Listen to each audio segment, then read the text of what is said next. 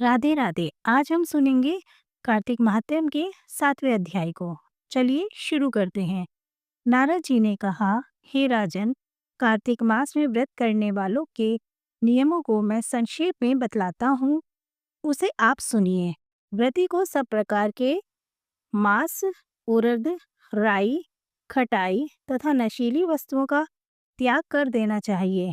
व्रती को दूसरे का अन्न ग्रहण नहीं करना चाहिए, किसी से द्वेष नहीं करना चाहिए और तीर्थ के अतिरिक्त अन्य कोई यात्रा नहीं करनी चाहिए। देवता, वेद, ब्राह्मण, गाय, व्रती, नारी, राजा तथा गुरुजनों की निंदा भी कभी नहीं करनी चाहिए। व्रती को दाल, तिल, पकवान व दान किया हुआ भोजन ग्रहण नहीं करना चाहिए। किसी की चुगली या निंदा भी नहीं करनी चाहिए। किसी भी जीव का मांस नहीं छूना चाहिए। पान, कत्था, चूना, नींबू, मसूर, बासी तथा झूठे अन्न का भी प्रयोग नहीं करना चाहिए। गाय, बकरी तथा भैंस के अतिरिक्त अन्य किसी पशु का दूध नहीं पीना चाहिए। कांसे के पात्र में रखा हुआ पंचगव्य, बहुत छोटे घड़े का पानी तथा केवल अपने लिए पकाया हुआ अन्न प्रयोग नहीं करना चाहिए। कार्तिक माह का व्रत करने वाले मनुष्य को सदैव ब्रह्मचर्य का पालन करना चाहिए।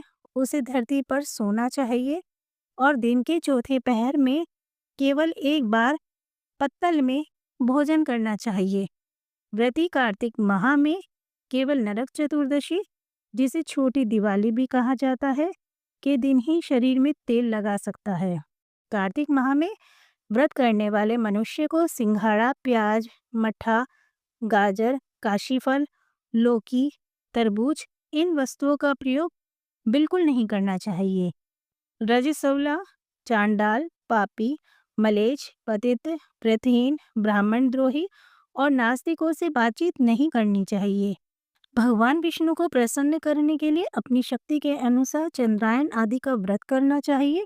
व्रती को प्रतिपदा को कुम्हाड़ा, द्वितीय को कटहल, तृतीय को तरुणी स्त्री, चतुर्थी को मूली, पंचमी को बेल, षष्ठी को तरबूज, सप्तमी को आंवला, अष्टमी को नारियल, नवमी को मूली, दशमी को लौकी, एकादशी को परवल, द्वादशी को बेर, त्रयोदशी को मट्ठा, चतुर्दशी को गाजर तथा पूर्णिमा को शाक का प्रयोग नहीं करना चाहिए। रविवार को आंवला का प्रयोग नहीं करना चाहिए। कार्तिक माह में व्रत करने वाला मनुष्य यदि इन शाकों में से किसी शाक का सेवन करना चाहे तो पहले ब्राह्मणों को देखकर ग्रहण करे। यही विधान माघ माह के व्रत के लिए भी है।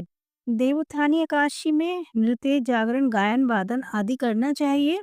इसको विधि पूर्वक करने वाले मनुष्य को देखकर यमदूत ऐसे भाग जाते हैं जैसे सिंह की गर्जना से हाथी भाग जाते हैं। कार्तिक माह का व्रत सभी व्रतों में श्रेष्ठ है। इसके अतिरिक्त जितने भी व्रत यज्ञ हैं वह 1000 की संख्या में किए जाने पर भी इसकी तुलना नहीं कर सकते, क्योंकि यज्ञ करने वाले मनुष्य को सीधा वैकुंठ की प्राप्ति होती है। जिस प्रकार राजा की रक्षा उसके अंगरक्षक करते हैं, उसी प्रकार कार्तिक माह का व्रत करने वाले की रक्षा भगवान विष्णु की आज्ञा से इंद्रादि देवता करते हैं। व्रती मनुष्य जहाँ कहीं भी रहता है वहीं पर उसकी पूजा होती है, उसका यश फैलता है। उसके निवास स्थान पर भूत, पिशाच आदि कोई भी नहीं रह पाते। विधि पूर्वक कार्तिक माह का व्रत करने वाले मनुष्य के पुण्यों का वर्णन करने में ब्रह्मा जी भी असमर्थ हैं। यह व्रत सभी पापों को नष्ट करने वाला, पुत्र पौत्र आदि प्रदान करने वाला और धन धान्य की वृद्धि देने वाला है। कार्तिक महात्म्य का 7वां अध्याय संपन्न। राधे राधे।